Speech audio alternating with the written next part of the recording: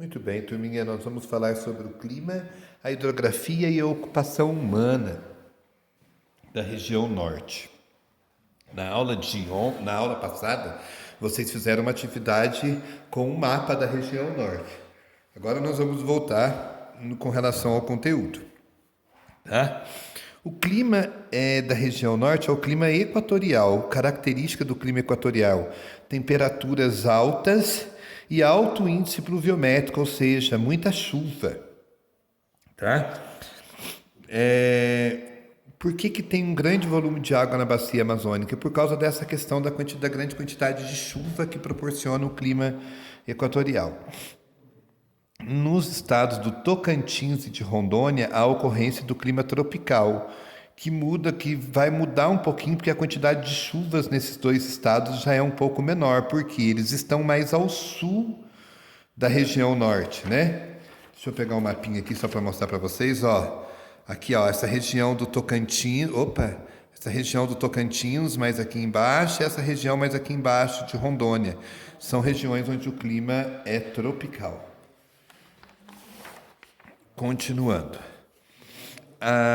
Olha para você ver, na bacia amazônica circula cerca de 20% da água doce de todo o planeta. Olha quanta água possui na bacia amazônica. Não é à toa que o rio Amazonas é o maior rio em volume e o maior rio em extensão do mundo. E eles são importantíssimos para as pessoas que vivem às suas margens. Por quê? É dele que eles retiram a maior parte do alimento e é através dele que essas pessoas se locomovem, que vão de uma cidade para outra, de um bairro para o outro, de um distrito para o outro, de um município para o outro, né? Então o rio, ele faz parte do dia a dia das pessoas. A maior parte do relevo, como a gente viu em aulas anteriores também, a maior parte do relevo da região norte é formado por planície. Os rios dessa região são navegáveis. Olha aqui para vocês verem, tem mais de 20 mil quilômetros de vias fluviais navegáveis. Tá? Em algumas regiões, em alguns municípios, é somente através de barco. Não tem como você chegar de carro ou de avião, é só barco. Tá? E é muito importante falar que lá na região norte, quando é a época da cheia, que daí a quantidade de chuvas é muito grande, a maior parte dos rios acabam enchendo demais, né? E acabam alagando. Tanto é que as construções dos ribeirinhos, elas são palafitas, que são aquelas casas construídas em cima de estacas de madeira, porque chega na época da cheia, o rio fica por baixo da casa. Olha aqui no exemplo da foto, ó. Quando chegar a época da vazante, que é a época da seca, o rio vai para baixo, daí você vê as estacas. Isso aqui é uma escada, ó. Olha para você ver, aqui praticamente só tem 2 degraus, mas com certeza, olha o barco do lado da casa. Quando o rio diminui, fica as estacas, né? Olha que dá para a gente até perceber que tem as estacas aqui embaixo, ó, que seguram a casa. Daí ficam as estacas e o rio acaba voltando à terra aqui, né, para essa região, e daí o barquinho vai lá para a beira do rio. Na próxima página tem um infográfico falando sobre a questão da hidrografia. É que não dá para eu mostrar os 2 mapas ao mesmo tempo, mas olha que interessante. Aqui ele destaca o Rio Negro e depois ele destaca o Rio Solimões. O Rio Negro e o Rio Solimões, quando eles se juntam, eles formam o Rio Amazonas. Tá? E depois ele vem destacando diversos tópicos com relação aos rios e à vida da Amazônia. Olha aqui. Na Amazônia, a vida e a economia acompanham os ciclos da água. Para as comunidades tradicionais, conhecer a dinâmica dos rios é fundamental para torná-los fontes de subsistência. O que é a dinâmica do rio? Qual que é a época que ele enche? Qual que é a época que ele fica mais baixo, mais seco?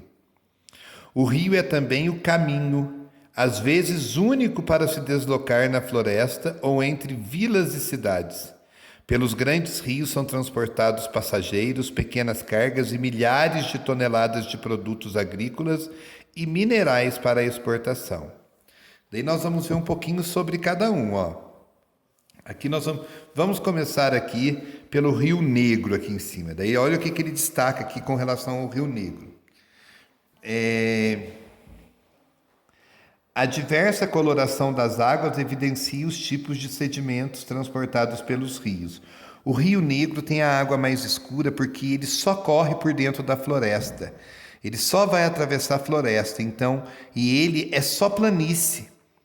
Então tem muitas folhas que caem nele e acabam escurecendo a água. Já o Rio Solimões, que vem lá da Cordilheira dos Andes, como ele tem alguns lugares que vai ser corredeiro, ele desgasta muita terra e traz muita terra junto com ele, por isso que ele fica sendo avermelhado.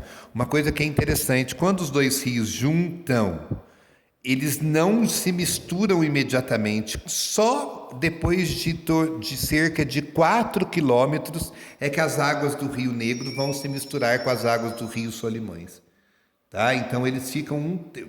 tanto é que quem já viu consegue perceber a diferença entre as cores das duas águas.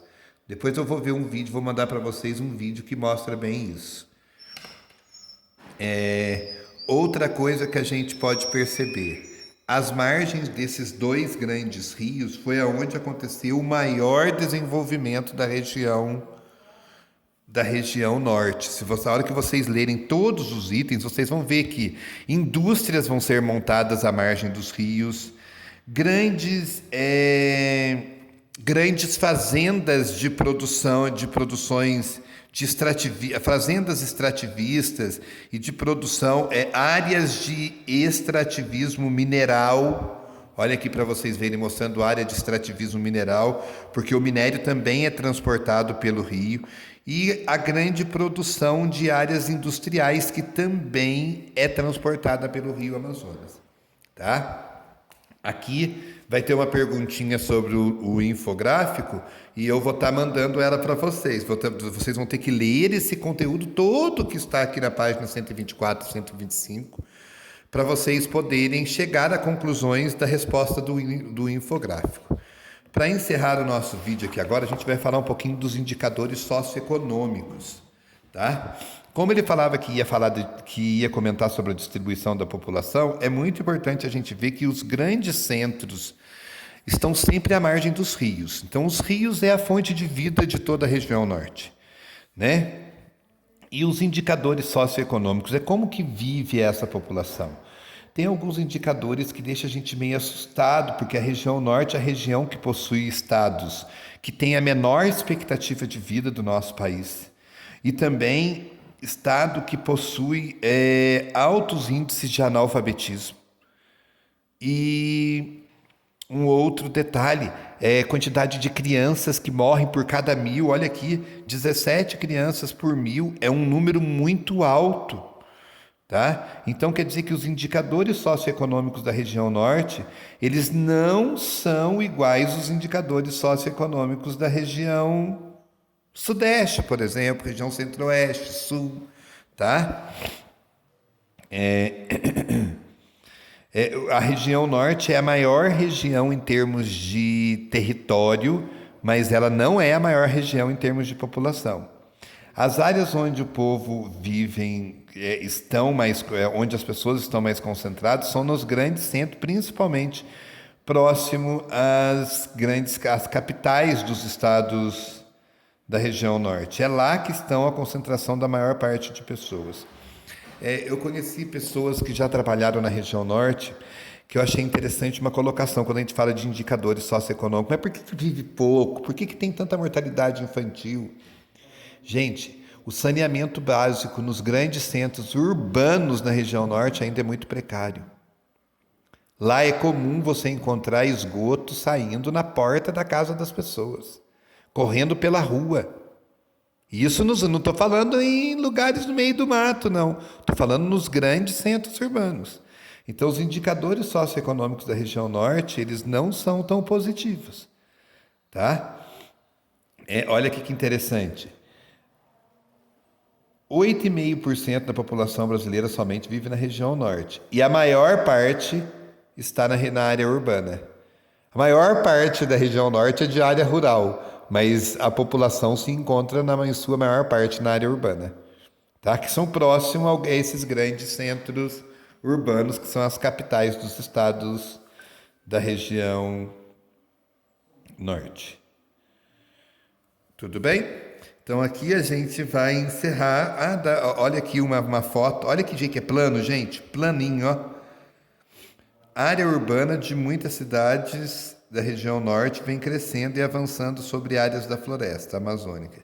Na fotografia, vista aérea da periferia de Manaus, no Amazonas, em 2015. Ok? Então aqui a gente termina os nossos vídeos comentando o conteúdo e depois eu vou falar para vocês o que vocês deverão fazer nas atividades.